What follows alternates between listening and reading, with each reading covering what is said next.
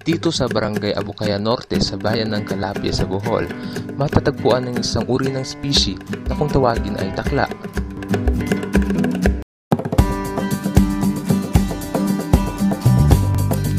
Ang takla ay isang uri ng native crayfish na marami rito sa Bohol.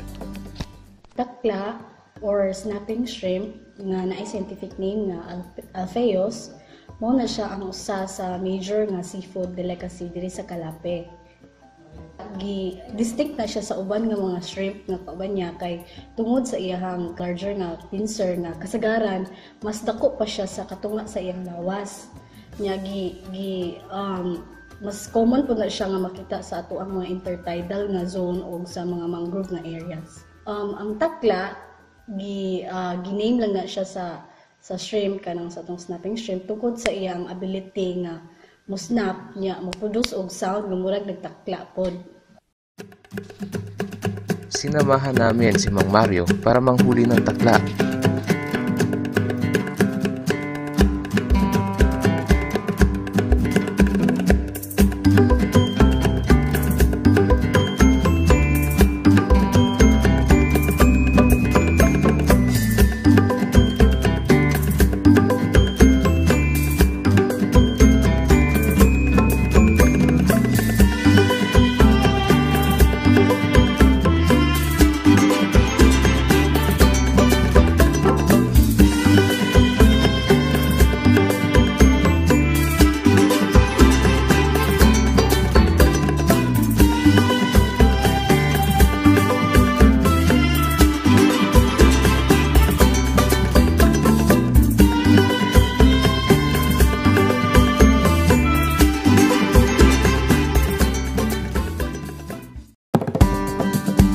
Sa panghuhuli ng takla, kailangan munang maghanda ng pain.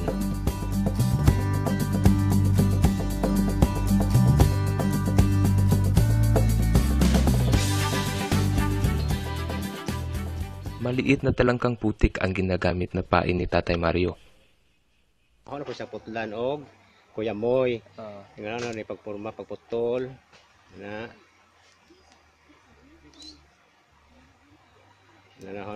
siyang anak paghuman karing pising ang igunitan ako na po siyang ihukot sa paon siya paghuman anak maapre katong buho mauna ni sa porma ready na ni sumukuan manakla.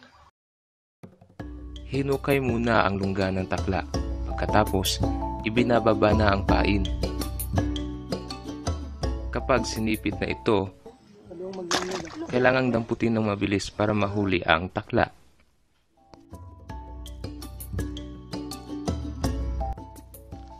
Ang takla ay lumalaki ng 3 hanggang 5 cm ang haba at katangi-tangi dahil sa kanyang hindi pantay na laki ng sipit. Kapag nasa ilalim ng tubig, bawat pitik ng sipit nito lumilikha ng tunog na parang putok. Kaya naman tinatawag din daw itong snapping shrimp o pistol shrimp. Kanayang pincer, which is disproportionate, meaning kanang dili gyud tupong, ang isa dako, ang gitawag na to hammer, ang isa pod gamay. Ang pincer gigamit na siya during feeding. So, ang iyang hammer katong larger part niya mo move na siya backward. And then, inig-snap niya sa isa pa ka part sa claw, mo-produce na siya og kanang snapping sound nga maoy mo emit og kanang bubbles. Then katong bubbles inigbuto mo to siya makapastan sa iyang kanunon nga mga isda or unsa pa na diha nga mga prey. Ngayon, kasalukuyang inaalagaan at ipinipreserve ng mga kawani ng barangay Abukaya Norte ang tirahan ng mga takla. Ang gibuhat sa barangay, ako as barangay captain, na po musugod nga naapay kanang unay mo himo pa og fish pond din ha sa barangay sa among lugar, sa among area, wa na jud gitugutan para ana aron ma-preserve ang mga takla, maimbaw ug uban pang mga kinhason diha sa katunggan.